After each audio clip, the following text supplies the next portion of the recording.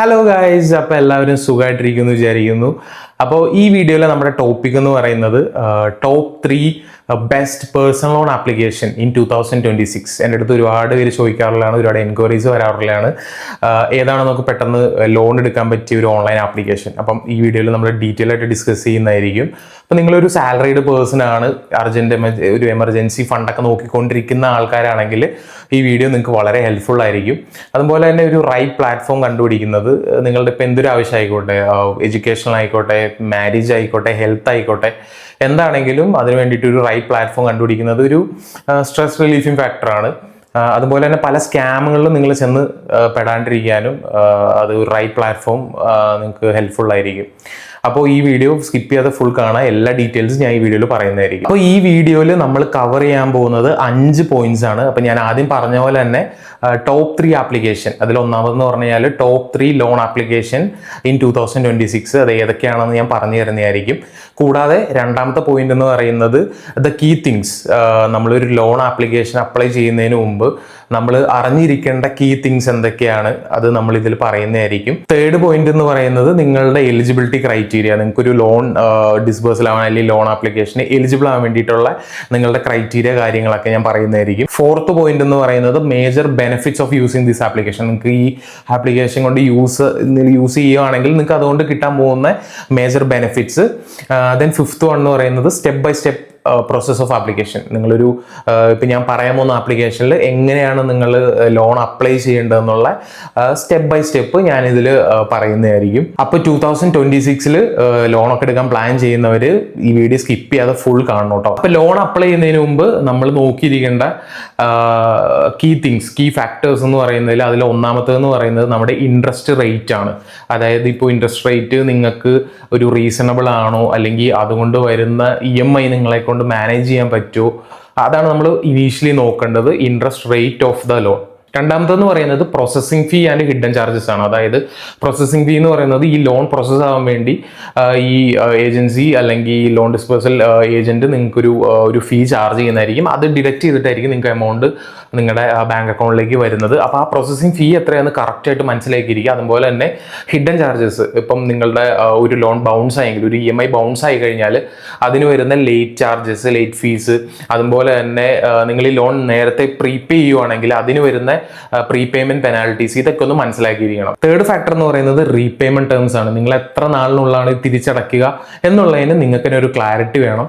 അതുപോലെ തന്നെ നമ്മൾ ടേംസ് കൂടുകയാണെങ്കിൽ അതിനനുസരിച്ച് വരുന്ന ഇൻട്രസ്റ്റും കാര്യങ്ങളും ജസ്റ്റ് ഒന്ന് കാൽക്കുലേറ്റ് ചെയ്ത് മനസ്സിലാക്കാൻ ശ്രമിക്കുക. പിന്നെ ഉള്ളൊരു ഇമ്പോർട്ടൻറ്റ് പോയിന്റ് ആണ് data privacy and app credibility.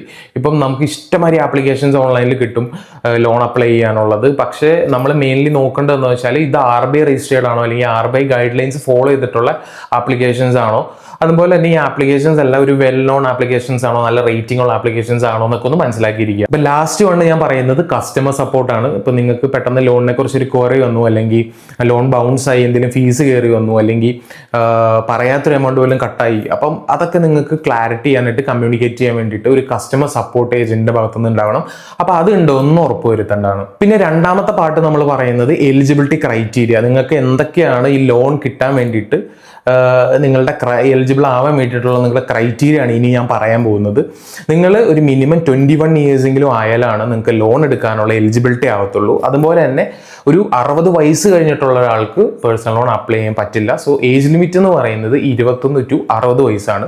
ഇപ്പം നിങ്ങൾ സാലറീഡ് ആണെങ്കിലും അല്ലെങ്കിൽ സെൽഫ് എംപ്ലോയിഡ് ആണെങ്കിലും നമുക്ക് പേഴ്സണൽ ലോൺ അപ്ലൈ ചെയ്യാവുന്നതാണ്. ഇൻകം റേഞ്ച് വരുന്നത് ഒരു 15,000 മുതൽ 25,000 രൂപ വരെ ഏൺ ചെയ്യുന്നവർക്ക് പേഴ്സണൽ ലോൺ എലിജിബിൾ ആണ്. വർക്ക് എക്സ്പീരിയൻസ് എന്ന് പറയുന്നത് ഒരു മിനിമം 6 മാസമെങ്കിലും നിങ്ങൾ ഒരു കമ്പനിയിൽ വർക്ക് ചെയ്തിട്ടുണ്ടാവണം. 6 to 1 years ആണ് മിനിമം ഒരു വർക്ക് എക്സ്പീരിയൻസ് നമുക്ക് ലോൺ എടുക്കാൻ എലിജിബിൾ ആയിട്ടുള്ളത്. അതുപോലെ തന്നെ നിങ്ങളുടെ ക്രെഡിറ്റ് സ്കോർ 650 എബോവ് ആയിരിക്കണം, നിർബന്ധമാണ്. പിന്നെ നിങ്ങൾക്ക് ഒരു ആക്റ്റീവ് ബാങ്ക് അക്കൗണ്ട് വേണം, സേവിങ്സ് അക്കൗണ്ട് ഉണ്ടായിരിക്കണം.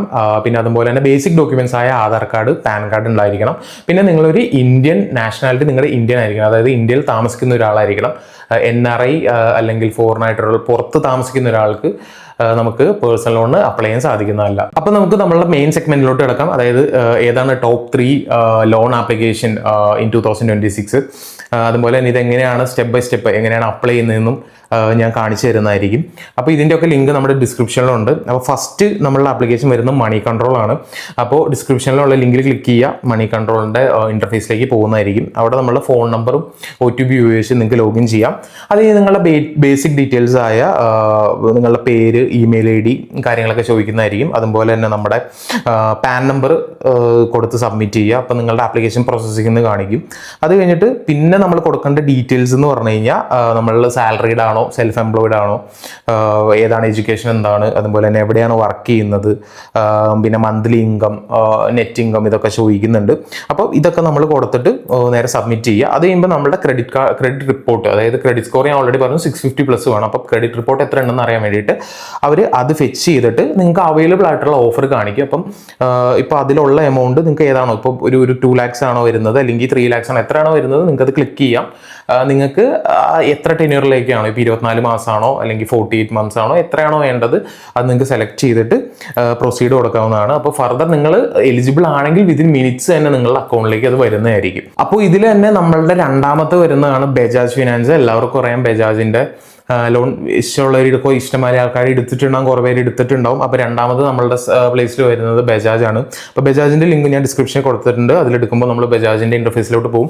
ഞാൻ ആദ്യം പറഞ്ഞ പോലെ തന്നെ സെയിം കൈൻഡ് ഓഫ് ഒരു പ്രൊസീജിയറാണ്, കാര്യങ്ങളാണ് വരുന്നത്. നിങ്ങളുടെ പ്രൊഫഷൻ, അതുപോലെ തന്നെ ഫോൺ നമ്പർ, OTP വെച്ചിട്ട് നമ്മൾ ലോഗിൻ ചെയ്യാം. അത് കഴിഞ്ഞിട്ട് നമ്മളുടെ ഇൻകം കാര്യങ്ങളൊക്കെ ചോദിക്കും, ജെൻഡർ കാര്യങ്ങൾ ഇത് ചോദിക്കും. പിന്നെ അത് കൊടുത്ത് നമ്മൾ സബ്മിറ്റ് ചെയ്യുമ്പോൾ നിങ്ങളുടെ ജസ്റ്റ് ഒന്ന് വെയിറ്റ് ചെയ്യാൻ പറയും. പിന്നെ പോകുന്നത് നമുക്ക് എലിജിബിൾ ആയിട്ടുള്ള എമൗണ്ട് എത്രയാണെന്ന് അവർ കാണിക്കും.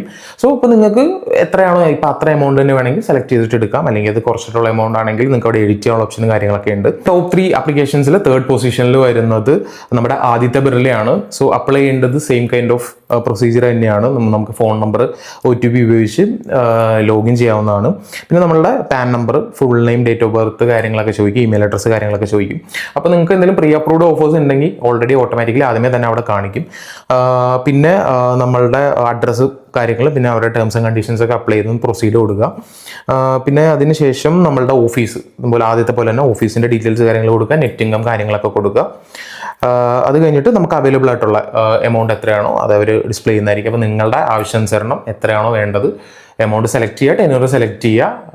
ബാക്കി നിങ്ങൾക്ക് എലിജിബിൾ ആണ്, പെട്ടെന്ന് തന്നെ എലിജിബിൾ ആണെങ്കിൽ വിതിൻ മിനിറ്റ്സ് തന്നെ നിങ്ങളുടെ അക്കൗണ്ടിലേക്ക് വരുന്നതായിരിക്കും. ഇങ്ങനത്തെ ഓൺലൈൻ ആപ്ലിക്കേഷൻസ് യൂസ് ചെയ്യുന്നതുകൊണ്ട് നിങ്ങൾക്ക് കിട്ടാൻ പോകുന്ന ബെനിഫിറ്റ്സ് ആണ് ഞാൻ പറയാൻ പോകുന്നത്. ഫസ്റ്റ് വൺ എന്ന് പറഞ്ഞാൽ ഈസി ഡിസ്ബേഴ്സൽ ആണ്. അതെന്ന് ഞാൻ നിങ്ങളുടെ ഡോക്യുമെന്റ്സ് എല്ലാം ക്ലിയർ ആണെങ്കിൽ, നിങ്ങളുടെ പാൻ, ആധാർ എല്ലാം ഓക്കെ ആണെങ്കിൽ, ക്രെഡിറ്റ് സ്കോർ ഒക്കെ ഓക്കെ ആണെങ്കിൽ നിങ്ങൾക്ക് പെട്ടെന്ന് തന്നെ എമൗണ്ട് ഡിസ്ബേഴ്സ് ആവുന്നതാണ്. ചിലപ്പോൾ മിനിറ്റ്സിനുള്ളിൽ തന്നെ നിങ്ങളുടെ ബാങ്ക് അക്കൗണ്ടിലേക്ക് അത് ക്രെഡിറ്റ് ആവുന്നതായിരിക്കും. പിന്നെ വളരെ മിനിമൽ ഡോക്യുമെന്റ്സ് മാത്രമാണ് ഇവർ ചോദിക്കുന്നുള്ളൂ. ബേസിക് ആയിട്ടുള്ള Aadhaar, pan card, income proof മാത്രമാണ് ഇതിന് വേണ്ടിയിട്ട് ചോദിക്കുന്നുള്ളൂ. ഫ്ലെക്സിബിൾ ലോൺ പേയ്മെന്റ് ആയിരിക്കും. നിങ്ങൾക്ക് നിങ്ങളുടെ എത്ര ലോൺ വേണം, എത്ര ടെന്യൂറിലേക്ക് വേണം എന്നൊക്കെ നിങ്ങൾക്ക് തന്നെ വളരെ ഫ്ലെക്സിബിൾ ആയിട്ട് അത് സെറ്റ് ചെയ്യാവുന്നതാണ്. പിന്നെ ഒരു ബെനിഫിറ്റ് എന്ന് പറയുന്നത്, നിങ്ങൾ ഓൺലൈനായിട്ട് ചെക്ക് ചെയ്യുമ്പോൾ ചിലപ്പോൾ നിങ്ങൾക്ക് പ്രീ അപ്രൂവ്ഡ് ഓഫേഴ്സ് ഉണ്ടാവും.